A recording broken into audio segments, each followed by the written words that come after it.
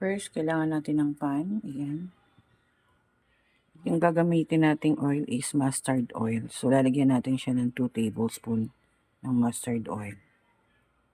Una natin igigisa bawang na may 2 tablespoon of water para mag-caramelize yung habang ginigisa natin siya. Ayan, sipay lang po natin. May tubig.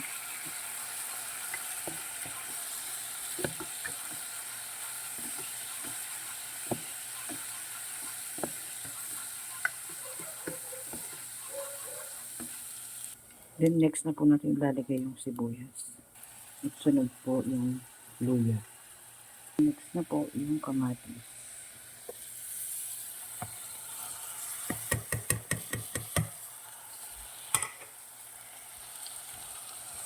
Ilang po natin siya lahat. Hanggang sa maging siya, malambot. Maging na po lahat yan.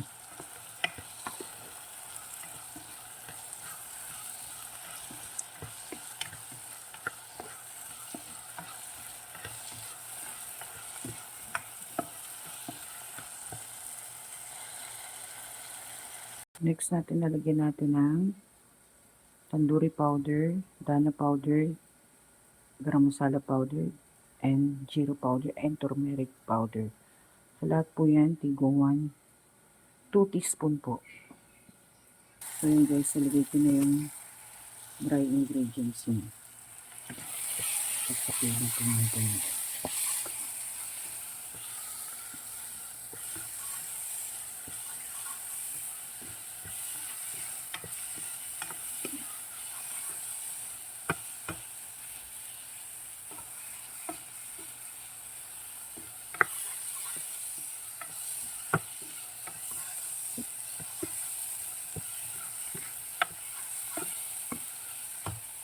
Pag nag-combine na po, nalagyan mo ito siya ng half cup.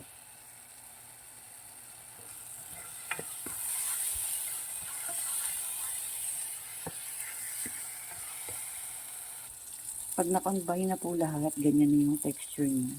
Lalagyan niyo na po nito ng isang Nestle Creamy Yogurt. Yan. Isang ganyan po. Wait for half kilo na to. So, yun guys, ilagay ko na yung yogurt. I-mix nyo lang siya ulit.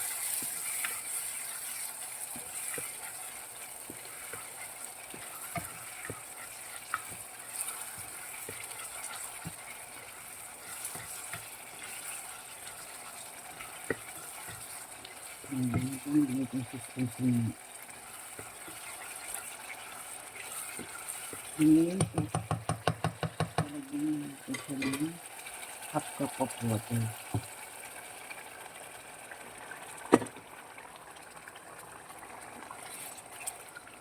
I-mix lang po ulit. And boil lang natin po in 5 minutes. Bago natin ilagay yung giniling.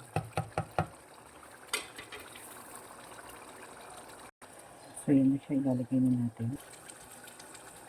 Ilalagay na natin siya isa-isa.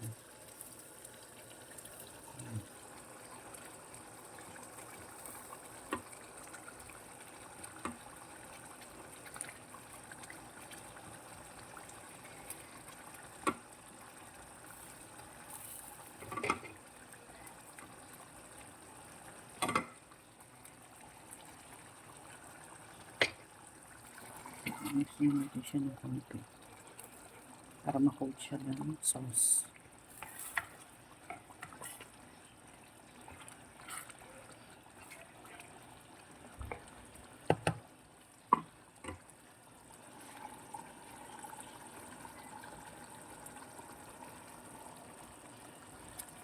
Lalagyan natin siya ng 1 piece of chicken cubes.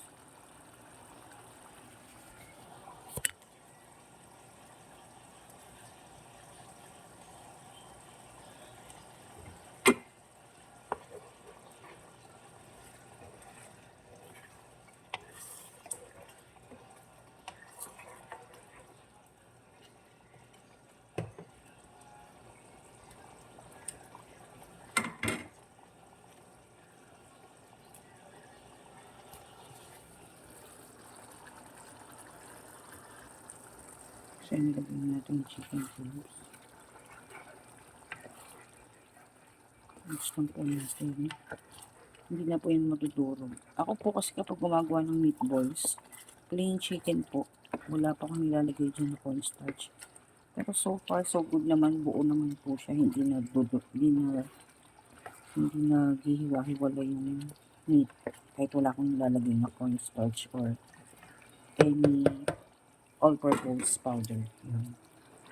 So, boil lang natin siya in 15 to 20 minutes guys. Then, luto na po yan. So guys, kasi naglagay na ako ng salt sa pag-marinate.